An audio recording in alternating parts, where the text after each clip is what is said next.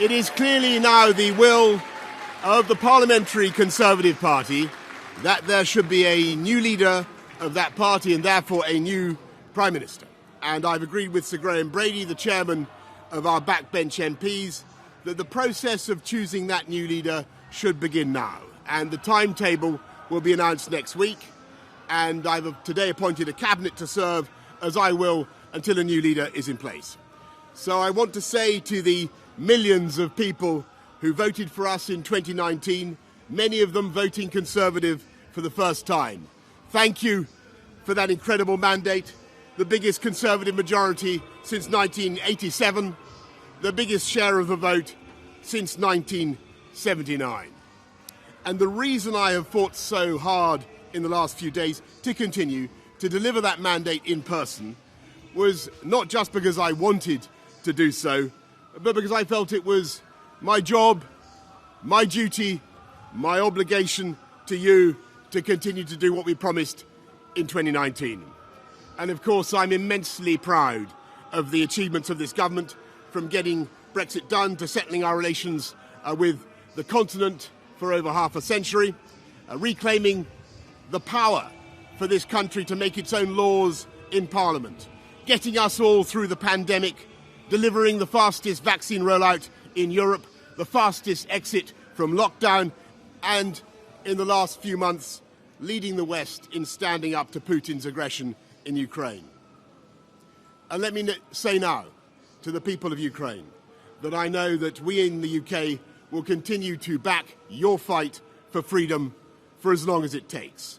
And at the same time, in this country, we've been pushing forward a vast programme of investment in infrastructure and skills and technology, the biggest in a century, because if I have one insight into human beings, it is that genius and talent and enthusiasm and imagination are evenly distributed throughout the population, but opportunity is not. And that's why we must keep levelling up, keep unleashing the potential of every part of the United Kingdom.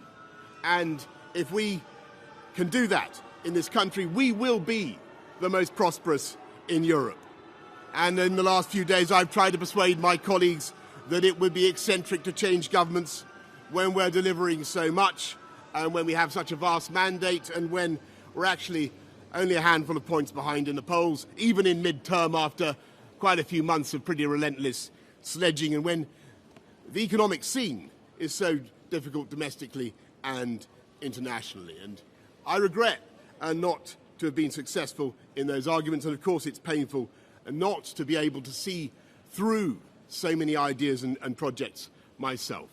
But as we've seen at Westminster, the herd instinct is powerful. When the herd moves, it moves. And my friends, in politics, no one is remotely indispensable. And our brilliant and Darwinian system will produce another leader equally committed to taking this country forward through tough times, not just helping families to get through it, but changing and improving the way we do things, cutting burdens on businesses and families, and yes, cutting taxes, because that is the way to generate the growth and the income we need to pay for great public services.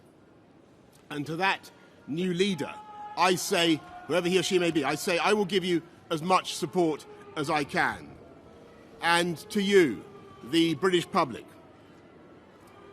I know that there will be many people who are relieved, and perhaps quite a few who will also be disappointed. And I want you to know how sad I am to be giving up the best job in the world. But them's the breaks. I want to thank Carrie and our children and all the members of my family who have had to put up with so much for so long.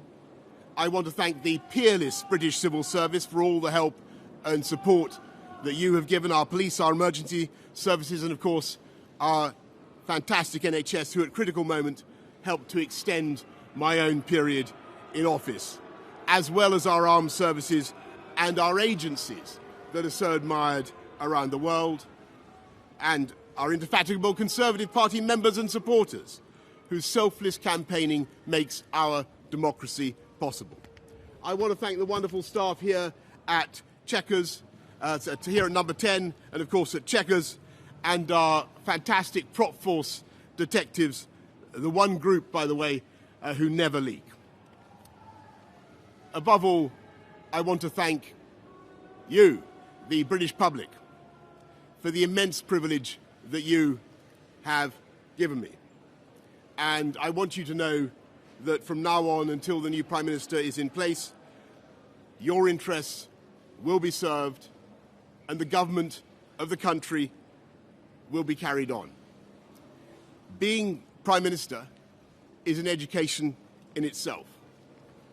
I've travelled to every part of the United Kingdom, and in addition to the beauty of our natural world, I found so many people possessed of such boundless British originality and so willing to tackle old problems in new ways that I know that even if things can sometimes seem dark now, our future together is golden.